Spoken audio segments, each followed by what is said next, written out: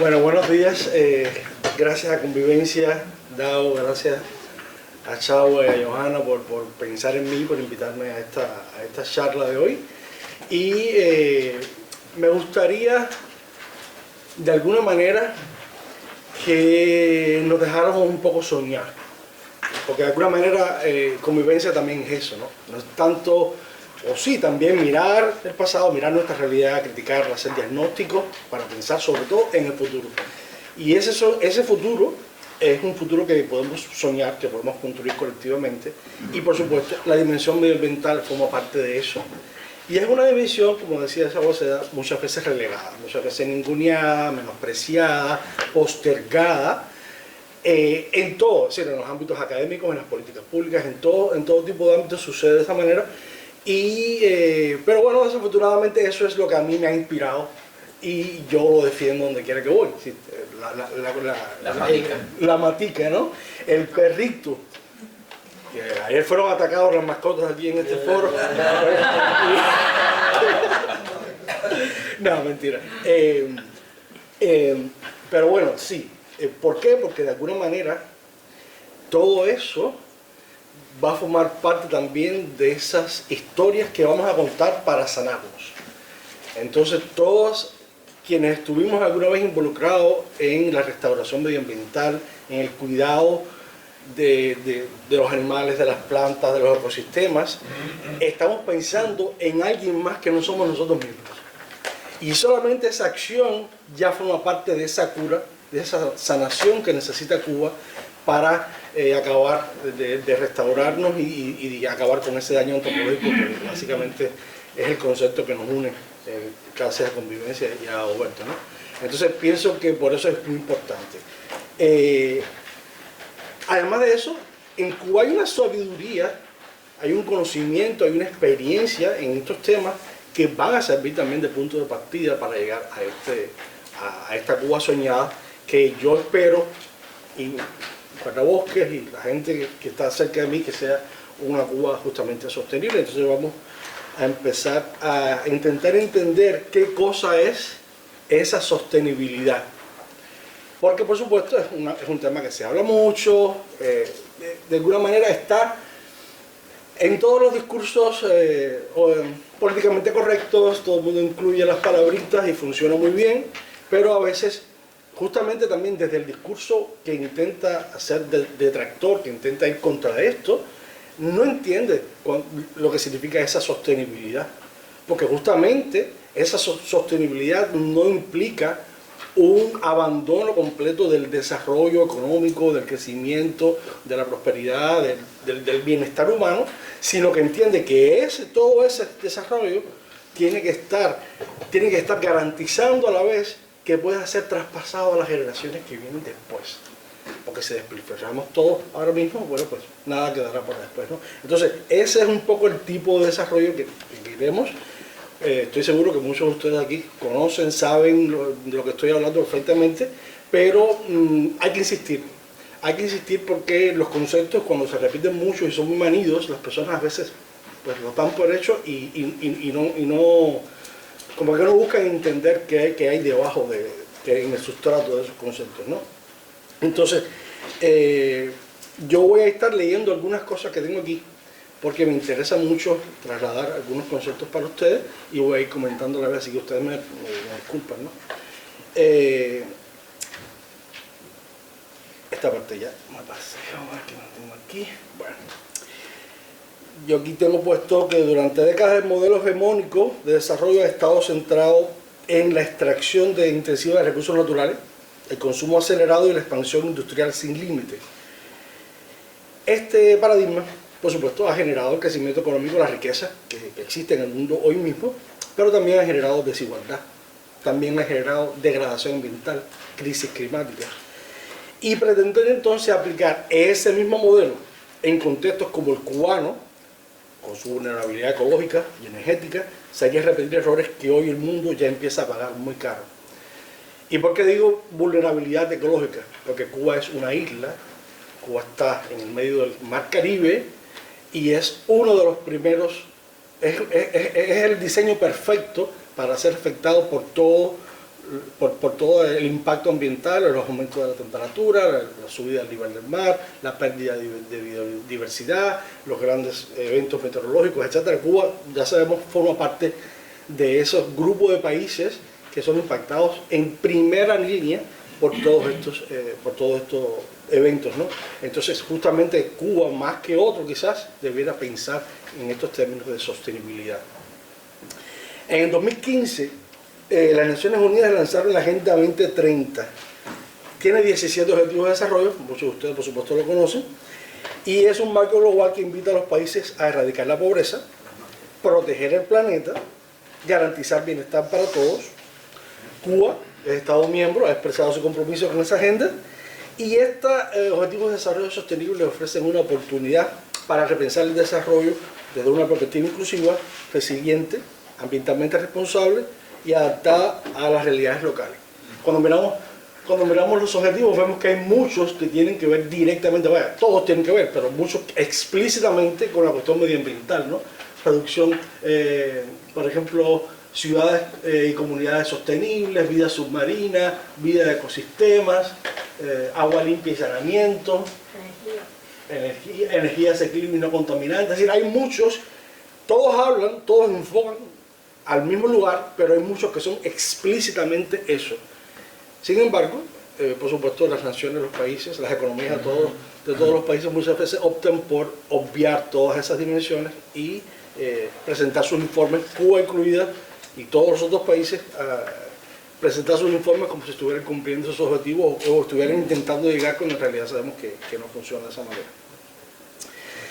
Cuba presenta serios problemas ambientales, pero yo no voy a hacer el diagnóstico de eso aquí, porque como nos ha llamado Roberto, no se trata de mirar al pasado. Los conocemos, pero bueno, de alguna manera entender la grave situación en la que se encuentra Cuba ahora mismo, el nivel de desprotección, el nivel de desastre medioambiental callado y oculto que está sucediendo. Enfrenta serias presiones ecológicas que amenazan su resiliencia ambiental, mantiene una cobertura boscosa más o menos decente. Muy interesante lo de la cobertura boscosa, porque ese fue muchos años, fue como uno de las postalistas del régimen cubano, y hablaba de todo lo que habían reforestado. Pero cualquier persona que acceda a la ONU, ¿cómo se llama? La Oficina Nacional de Estadística e Información, y hace una gráfica muy sencilla, va a ver cómo los niveles de reforestación cada año son menores, van en declive. Es decir, que ya no pueden seguir presentando eso como una ganancia, pero además la calidad de esa reforestación básicamente es para proyectos silviculturales, es decir, monocultivos de determinados pinos, algunas cosas, pero que no realmente intentan restaurar ecosistemas que han dañado en lo absoluto. Y el tema de la reforestación, el tema de la deforestación, quise decir, es uno de los problemas más graves junto con las emisiones de gases de efecto invernadero. Entonces, deforestación, suelos degradados, pérdida de biodiversidad, zonas costeras vulnerables, que ya había hablado ya, sequías tremendas. Justamente hay un modelo, el modelo instaurado por Fidel Castro, la iniciativa aquella que se llamaba...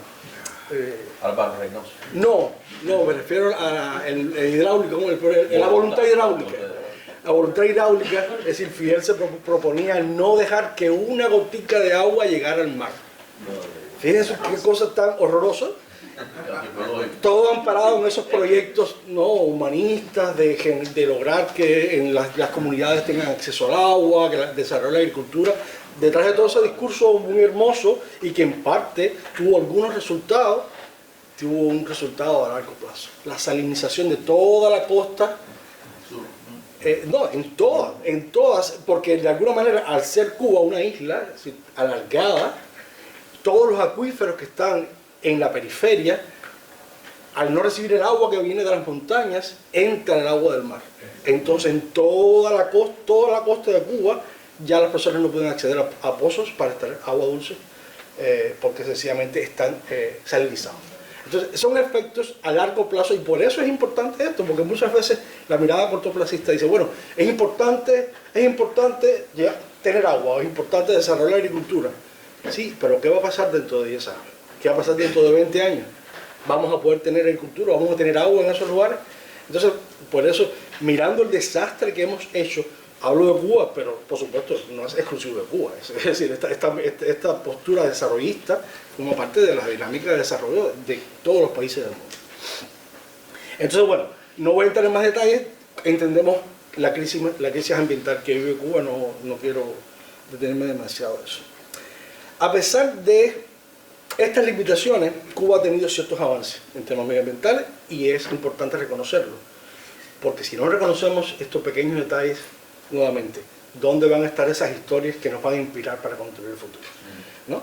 Entonces, por ejemplo, Cuba cuenta con un sistema nacional de áreas protegidas que abarca más del 20% de su territorio. Eso no sucede en muchos países del mundo. Están mal manejadas. El ejército usa esas áreas protegidas, las depreda y hace básicamente lo que quiere hacer con esas áreas protegidas, porque básicamente no hay ningún tipo de control ciudadano sobre esto, pero existen, están ahí, son áreas, y es una de las ganancias importantes que habría que luchar por preservar y expandir, por supuesto. La contaminación del aire, no, disculpen, me pasé. Está el otro tema, que es la educación ambiental.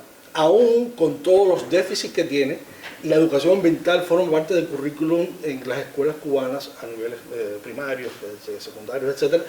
Y pienso que eso es una ganancia, porque en muchos lugares del mundo eso sencillamente está completamente eliminado, ¿no? Es bien mala, no voy a decir que es algo positivo, pero no vayan a pensar que es una educación ambiental perfecta.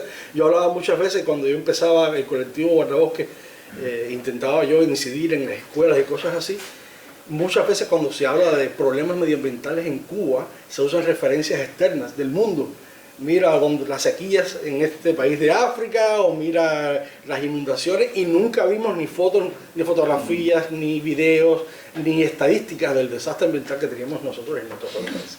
Entonces ese es el tipo de educación medioambiental que hay, pero hay un tipo de sensibilidad. El discurso de alguna manera está ahí, y eso a mi juicio es como una ganancia, ¿no? Está el enfoque agroecológico. Esta es la foto que tengo aquí.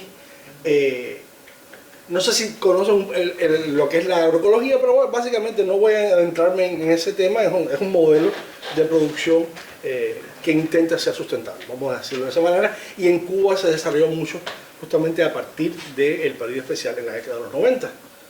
Fue un fracaso después, se abandonó porque básicamente, como toda medida que es como un pequeño parche para resolver algo y no se entiende que debe ser sistémico, que debe expandirse, bueno, pues fracasa. Pero hoy mismo en Cuba quedan remanentes de esa visión agroecológica, y hay muchos proyectos, fincas, gente que en espacios reducidos está generando ciencia, generando información, investigaciones con resultados sobre esos modelos de producción, y a la vez están produciendo en sí, están generando una experiencia de vida que significa cómo yo logro bueno, pues autosustentarme y producir. Eso es una valencia una experiencia muy rica, muy válida, y pienso que está entre las principales cosas que van a configurar de alguna manera esa Cuba sostenible del futuro. Habíamos hablado ya, bueno, de los problemas. Aquí de todos modos yo tengo la contaminación urbana, mal manejo de residuos, turismo depredador, dependencia energética. Son muchas las áreas en las que Cuba tiene problemas medioambientales, por supuesto. Yo ayer estaba justamente hablando de Moa, por ejemplo, uno de los lugares más contaminados de Cuba, donde por supuesto hay empresas extranjeras que no se permiten hacer ese tipo de prácticas en sus propios países, pero sí exportan hacia Cuba esas tecnologías contaminantes, y Cuba por supuesto escoge lo peor que hay en el mercado. Eso es lo que Cuba implementa, y tenemos, bueno, lugares tan espantosos como Moa, donde los niveles de enfermedades respiratorias agudas cada año son mayores cuando lo comparamos con el resto de la población de Cuba. Tenemos los problemas en los manglares. Todos los sistemas de costas están completamente depredados, sobre todo con el desarrollo del turismo de sol y playa, que es una de las estrategias de desarrollo del gobierno. Es una estrategia, por cierto, que seguramente está en la mira de muchos de los que quieren una Cuba democrática futura y quieren ir a invertir. Muchas veces lo que se imaginan es eso mismo, esos mismos grandes, esos Punta Cana, esos mismos grandes hoteles, esos mismos grandes, esa masividad es lo que se imaginan para Cuba. Y a veces hay que decir, bueno, podemos pensar en una alternativa, podemos disfrutar todavía, podemos sacarle beneficio a nuestras playas y mantenerlas, y mantener los manglares y mantener los arrecifes. Es un dilema y que hay que pensarlo, por supuesto.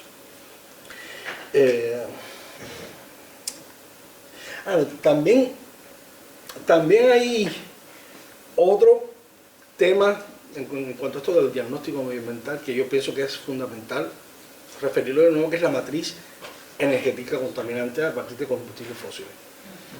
Nadie en el mundo está dispuesto a renunciar a los combustibles fósiles. Cuba no está dispuesta a renunciar a los combustibles fósiles, la oposición tampoco está dispuesta, nadie quiere abandonar los combustibles fósiles para construir un país nuevo, y uno se pregunta, ¿sobre qué base física vas a construir esa democracia si tú no mantienes la tierra sobre la que estás parado, de alguna manera? Entonces, es una pregunta que deberíamos hacernos e intentar pensar cómo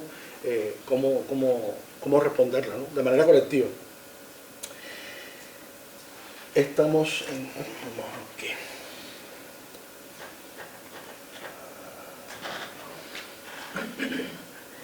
Existe el riesgo más inmediato, que es el de caer en la trampa del desarrollo rápido, apostando por sectores que históricamente han generado impacto ambiental negativo. Está la minería, como hablaba de MOA, especialmente en el oriente cubano. Está el turismo masivo de sol y playa, ya lo había dicho. Si no se regula, amenaza con destruir los ecosistemas costeros más frágiles en nombre del beneficio económico. En la agricultura, el uso creciente de agroquímicos y transgénicos podría acabar de una vez décadas de esfuerzo agroecológico. Estas estrategias, aunque rentables, a corto plazo erosionan el capital natural que sustenta a largo plazo a la salud pública, la seguridad alimentaria y la propia economía nacional. Cuba necesita transitar hacia un modelo de economía circular que priorice la reutilización, la eficiencia en el uso de materiales y energía y la reducción del desperdicio en todos los sectores productivos. Entonces, este es el dilema central de nuestra época. ¿Cómo satisfacer las necesidades humanas sin comprometer los límites planetarios? La teoría del desarrollo sostenible promovida por las Naciones Unidas desde el informe de Brundtland en el 87 sostiene que sí es posible si logramos integrar tres dimensiones: lo económico, lo social y lo ambiental. El problema es que en la práctica muchas políticas con mirada cortoplacista priorizan lo económico de forma aislada, dejando a lo ambiental como un lujo o como una restricción.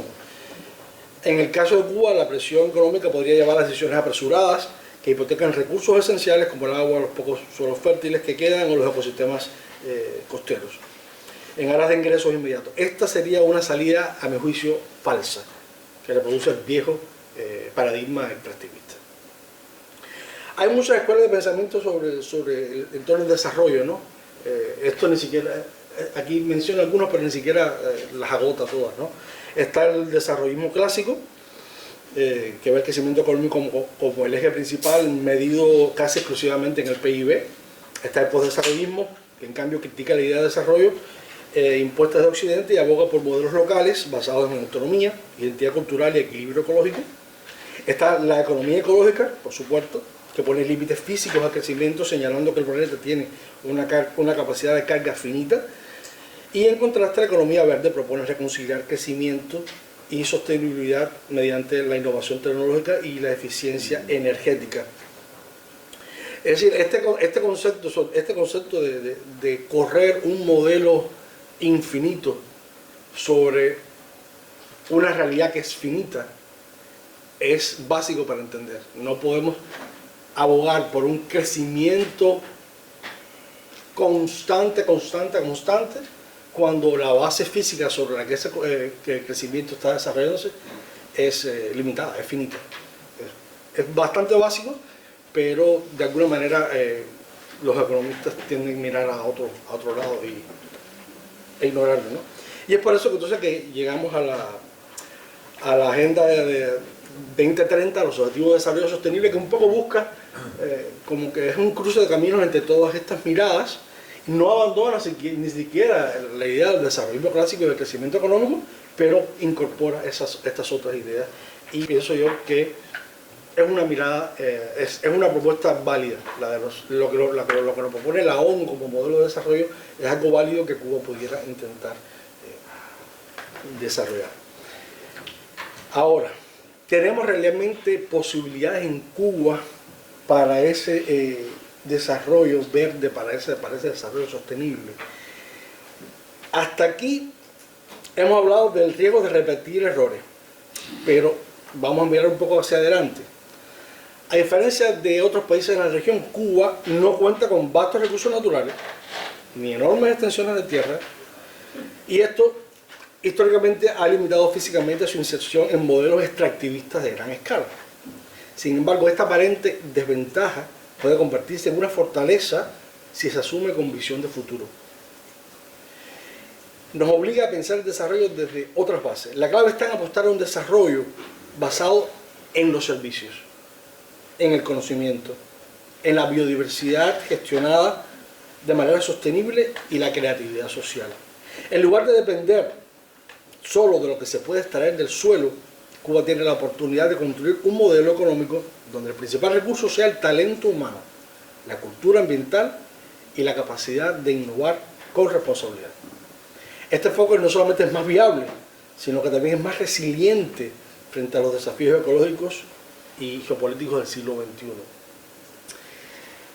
En cuanto a energías renovables, por ejemplo,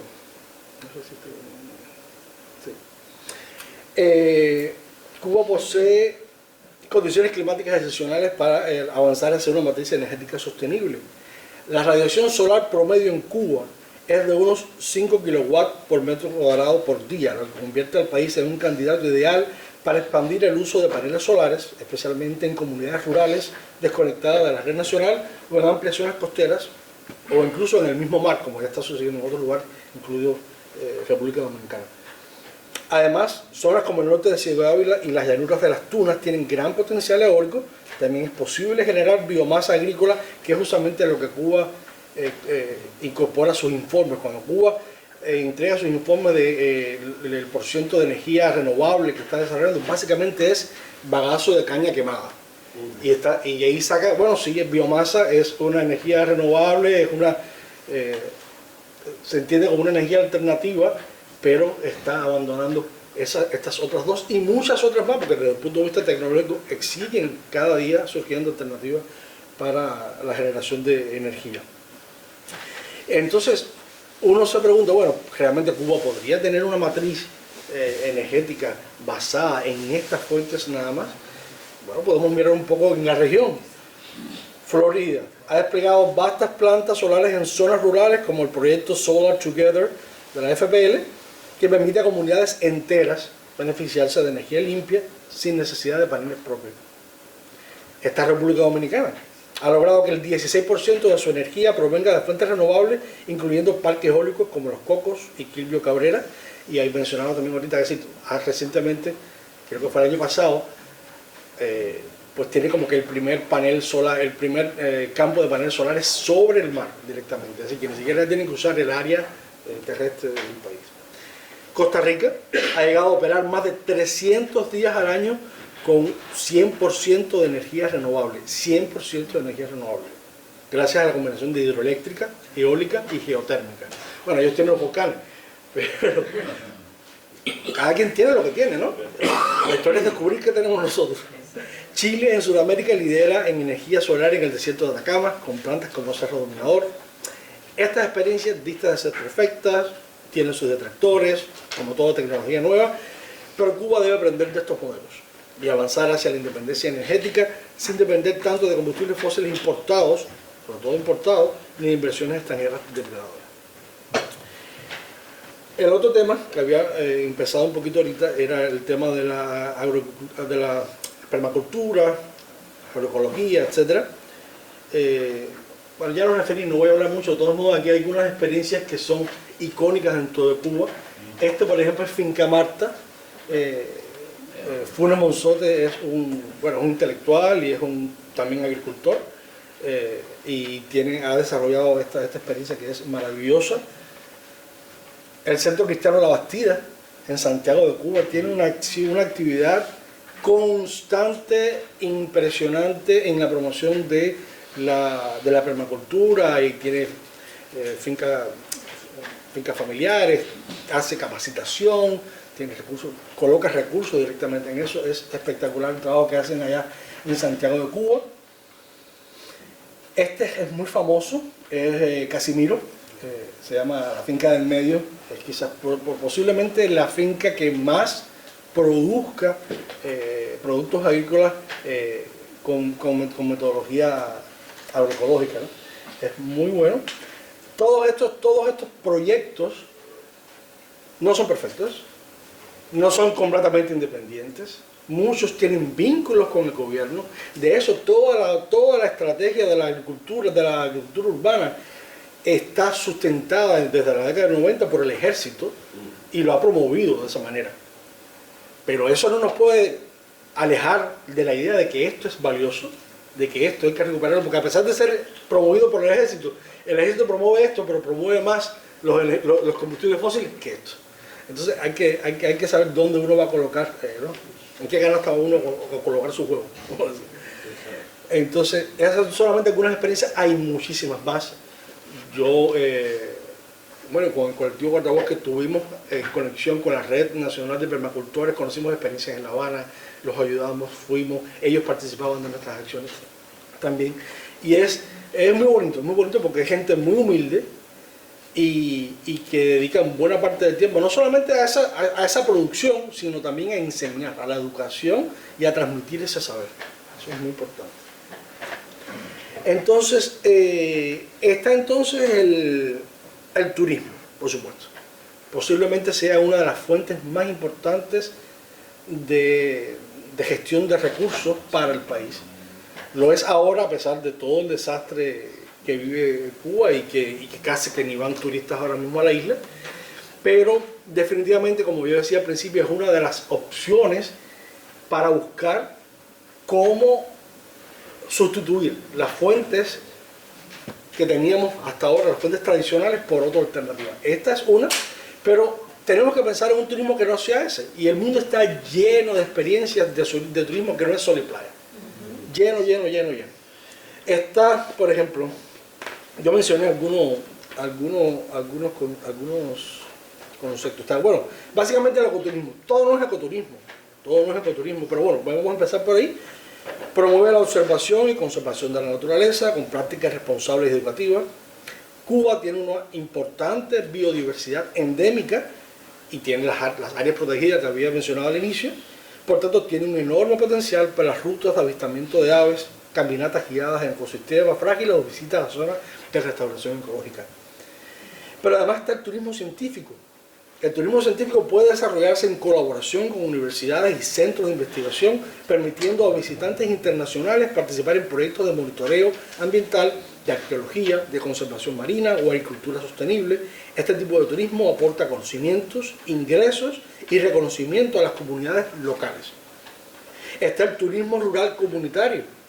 Conecta al visitante con la vida cotidiana del campo cubano, tradiciones, producción agroecológica, cultura local, oficios sostenibles, fortalece las economías locales sin grandes inversiones ni deterioro medioambiental.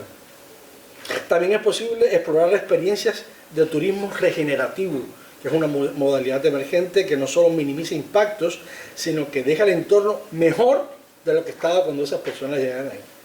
Implica que el visitante se involucre en la reforestación, en la agricultura sostenible o en la recuperación de ecosistemas durante su estancia.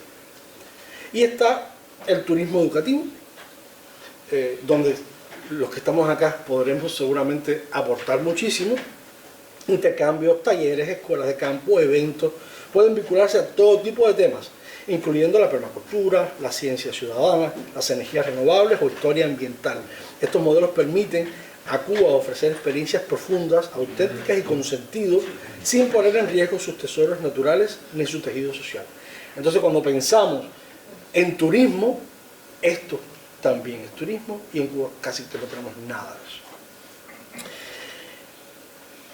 ¿Qué experiencias podemos hablar que puedan hacerse significativas y que nos puedan inspirar? Bueno, Costa Rica, solamente en el 2024, el turismo generó más de 5.000 millones con un estimado de 2,6 millones de visitantes. Aproximadamente el 60% de esos turistas participaron en actividades de ecoturismo, lo que representa ingresos superiores a 1.400 millones anuales en un año.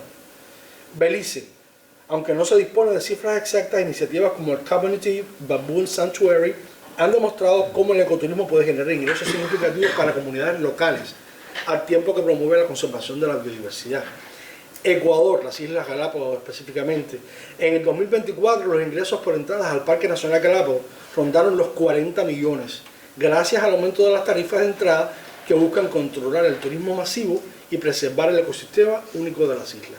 ¿Ven la estrategia? Es decir, no hace falta que vengan tantas personas. Tú pones un precio bien alto a la entrada, las personas van a ir de todos modos y el país se está beneficiando de ese alto ingreso. Está en Panamá, el turismo de aventura y naturaleza está en crecimiento. Por ejemplo, solamente en un día el avistamiento de ballenas en el Parque Nacional Marino de las Baulas generó $40.000 durante el Festival de Ballenas y Delfines. Aquí mismo en Florida, todo el turismo vinculado a los parques nacionales del sur de Florida, como los Everglades, Key Biscayne, Ray Tortuga, representa un modelo exitoso de turismo de bajo impacto ambiental. Según el Servicio de Parques Nacionales de Estados Unidos, en el 2023, más de 13 millones de visitantes generaron un gasto de 870,9 millones, lo que resultó en un beneficio económico de un total de 1.352 millones para el Estado y apoyó la creación de más de 12.000 empleos locales. Entonces, esas son experiencias que están cercanas a Cuba. Miremos, por ejemplo, los Everglades. ¿Cuánto se diferencia los Everglades de la Ciénaga de Zapata? No se diferencia mucho. Y la Ciénaga de Zapata es el humedal más grande de todo el Caribe, con un altísimo porcentaje de endemismo, y el paisaje básicamente es el mismo y está completamente subutilizado. Completamente subutilizado. Bueno, los intentos terribles de nuestro querido comandante, ¿no? De secarlos, sembrar arroz, esas iniciativas, ¿no? Pero entonces no ve la belleza está, la riqueza está delante de él, pero no son capaces de verlo por esta mirada justamente que los obliga. Entonces,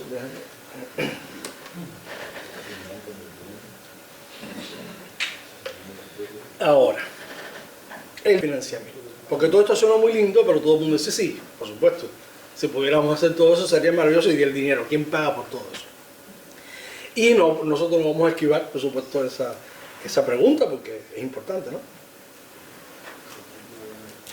Uno de los mayores obstáculos psicológicos y estratégicos para imaginar una Cuba sostenible radica en una convicción silenciosa pero profundamente arraigada, que los recursos financieros necesarios para una transformación ecológica y justa son simplemente inaccesibles. Este escepticismo no es infundado, tiene raíces en décadas de aislamiento económico, sanciones y una estructura, sobre todo institucional, que no prioriza ni facilita el acceso a instrumentos internacionales. Sin embargo, este pesimismo no puede convertirse en una profecía autocumplida. Una nueva Cuba puede acceder a nuevos fondos. Por eso necesitamos una nueva Cuba, por supuesto. Una vez que Cuba transita hacia un sistema democrático con garantías institucionales, será posible incorporar activamente a mecanismos internacionales de financiamiento que hoy están vedados o infrautilizados. La comunidad internacional ha creado múltiples herramientas específicas para apoyar a países en desarrollo y en transición hacia modelos sostenibles. Ejemplos concretos incluyen el Fondo Verde para el Clima, que está diseñado especialmente para apoyar a países en desarrollo en sus esfuerzos por mitigar y adaptarse al cambio climático. Cuba, como país altamente vulnerable al cambio climático, sería una candidata natural para presentar proyectos.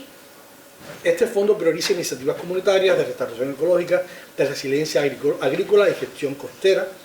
Está el Fondo Mundial para el Medio Ambiente, que ya ha financiado proyectos en Cuba a través de colaboración con agencias como el PNUD, incluso en contextos difíciles. Pero con instituciones más autónomas, mayor transparencia sobre todo y participación ciudadana, el acceso a estos fondos se multiplicaría y ampliaría. Está el Adaptation Fund, que financia proyectos y programas concretos de adaptación al cambio climático en países en desarrollo, especialmente en sectores como agua, agricultura, salud, biodiversidad y zonas costeras. Están alianzas regionales como por ejemplo el Banco de Desarrollo de América Latina, que tiene plataformas que pueden ser utilizadas por Cuba. Están los programas de resiliencia del Caribbean Catastrophe Risk Insurance Facility. Muchos de estos fondos ofrecen líneas específicas para cambio climático, biodiversidad y desarrollo comunitario.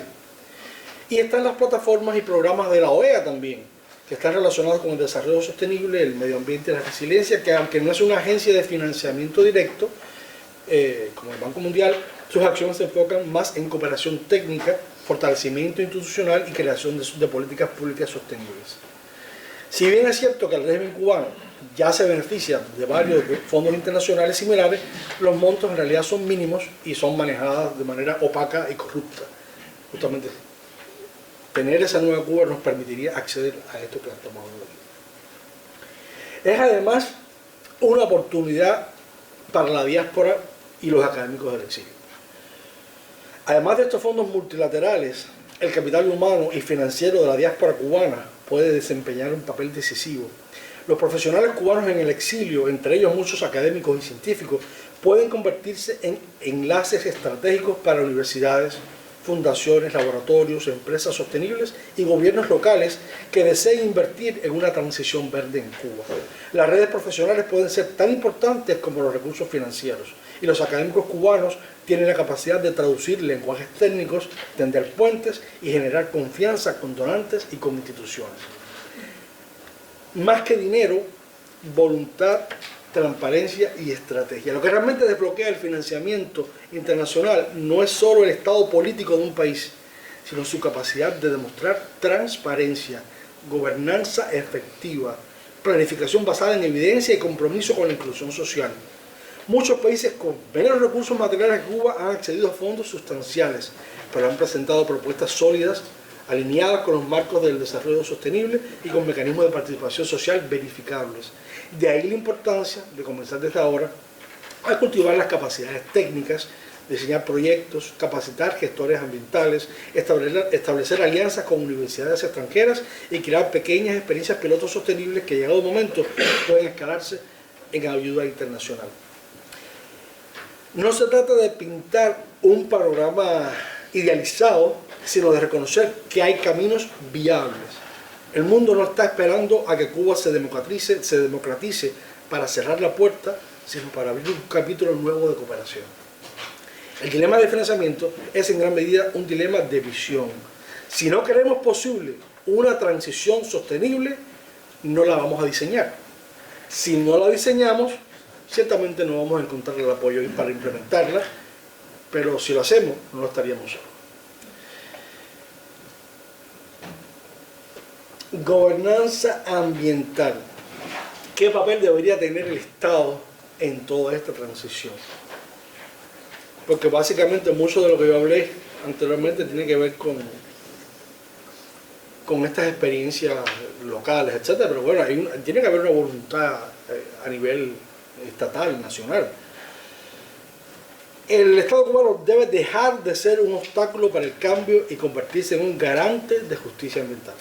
En un país donde los recursos naturales han sido manejados de forma vertical, sin transparencia ni control ciudadano, el primer paso hacia una transición ecológica es político. Desmantelar el modelo autoritario que impide la vigilancia ambiental, el debate y la acción colectiva. Un Estado democrático puede y debe liderar la protección ambiental, pero con controles ciudadanos, rendición de cuentas y apertura a múltiples actores sociales, económicos, tanto dentro como fuera del país. Muchos científicos cubanos carecen de libertad académica real y nosotros los conocemos, son nuestros colegas también. Enfrentan censura, vigilancia ideológica, restricciones para colaborar en redes internacionales.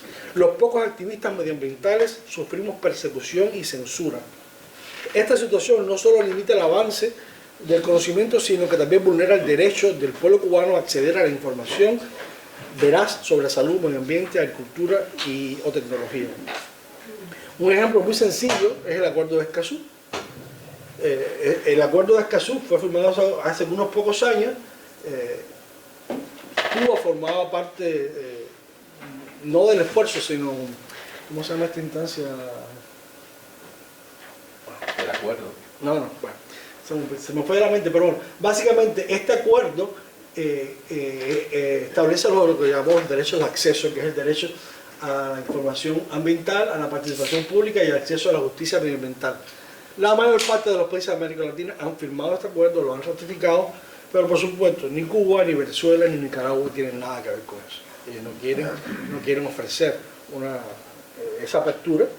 Y un poco como respuesta a ese reclamo internacional de transparencia, de gobiernos transparentes, de presupuestos abiertos, bueno, pues Cuba sacó esta ley, que es la ley de la transparencia y el acceso a la información pública el año pasado.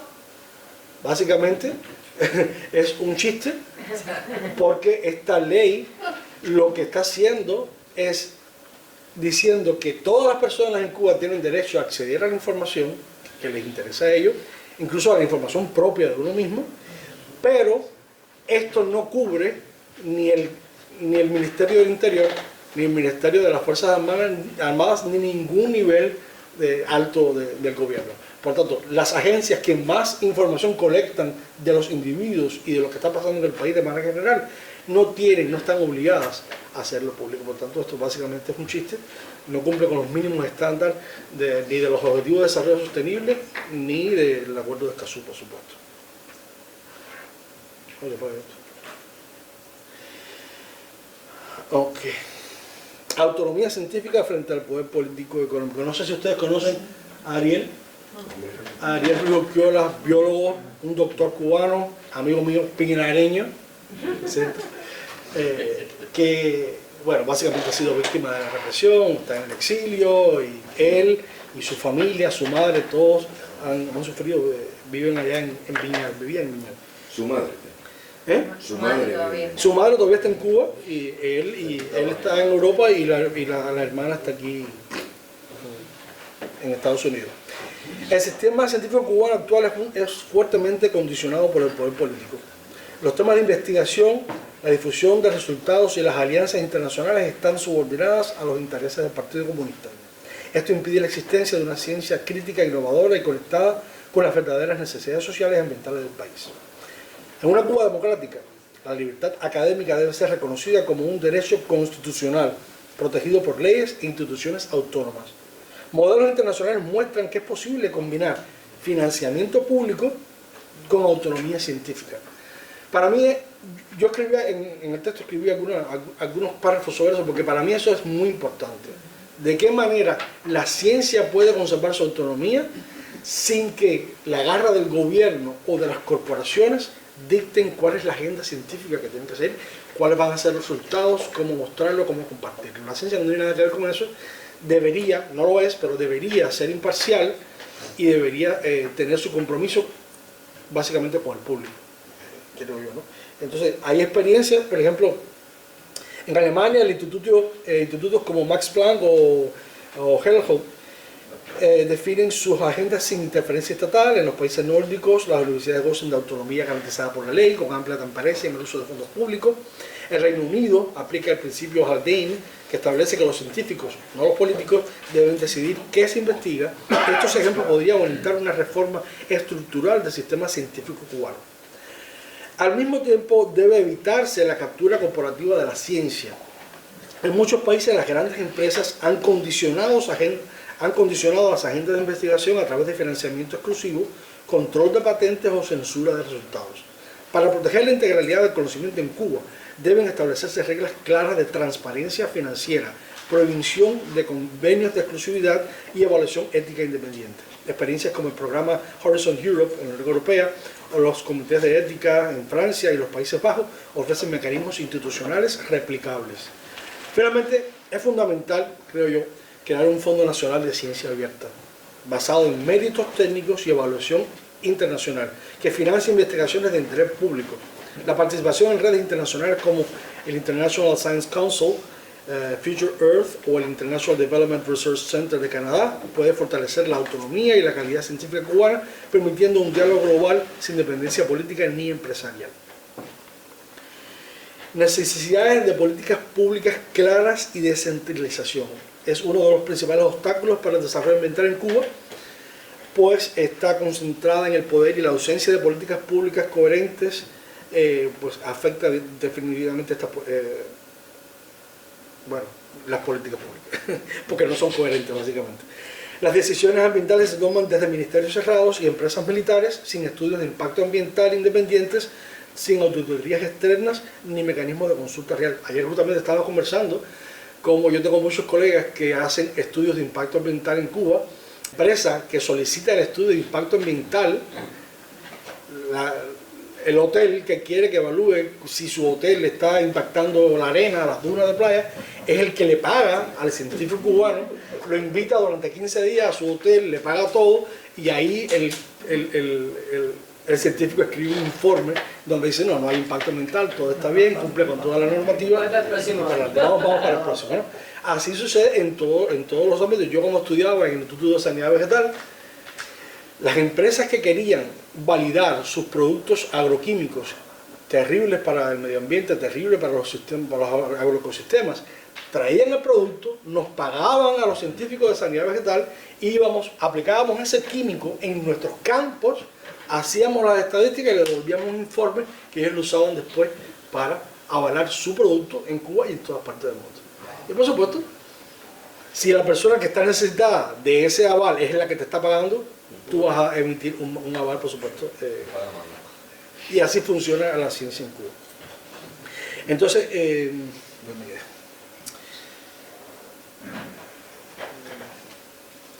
sí, yo aquí había propuesto también,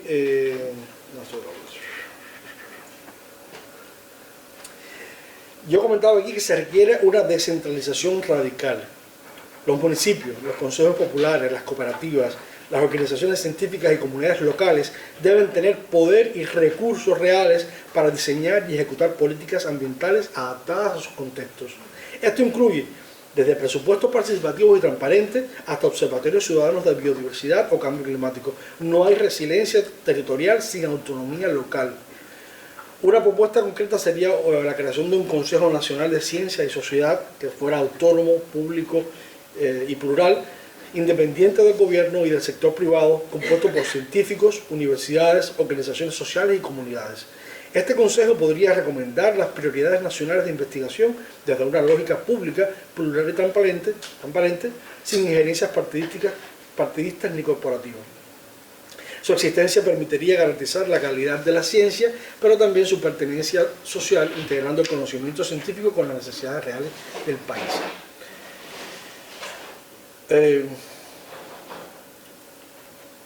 Comenzar a crear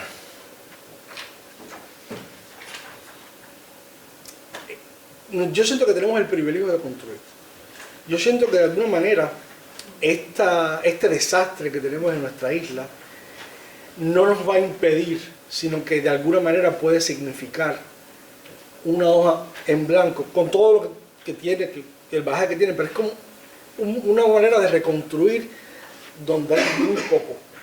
Cuba no ha tenido la posibilidad de desarrollar grandísimas infraestructuras, es decir, gastar todo lo que quisiera gastar en infraestructura en el país. Por tanto, es como una puerta abierta para ocupar ese espacio y colocar las infraestructuras que nosotros necesitamos ahí. No partimos de cero, por supuesto, existe una memoria agroecológica, saberes comunitarios, hay cierta ciencia establecida, hay un legado ambientalista que puede servir como cimiento, pero lo más importante es que el país puede evitar el costoso proceso de desmontar gigantescas industrias sucias o sistemas de producción hipertecnificados y alienantes.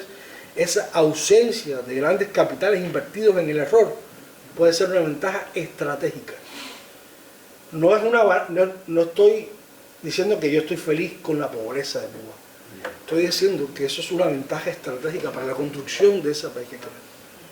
En lugar de aplicar parches a un modelo fallido, Cuba puede y debe diseñar desde el inicio un proyecto de transición sostenible, descentralizado, justo, eficiente, respetuoso con los límites ecológicos y profundamente democrático. En ese sentido, el vacío no es una carencia, es una página en blanco, como decía, Una Cuba liberada y abierta al mundo podría convertirse con voluntad política y participación ciudadana en un laboratorio de futuro, con un referente para otros países en transición. Construir sobre ruinas no siempre es una desventaja si se cuenta con visión, con valores éticos y capacidad de aprender de los errores del pasado.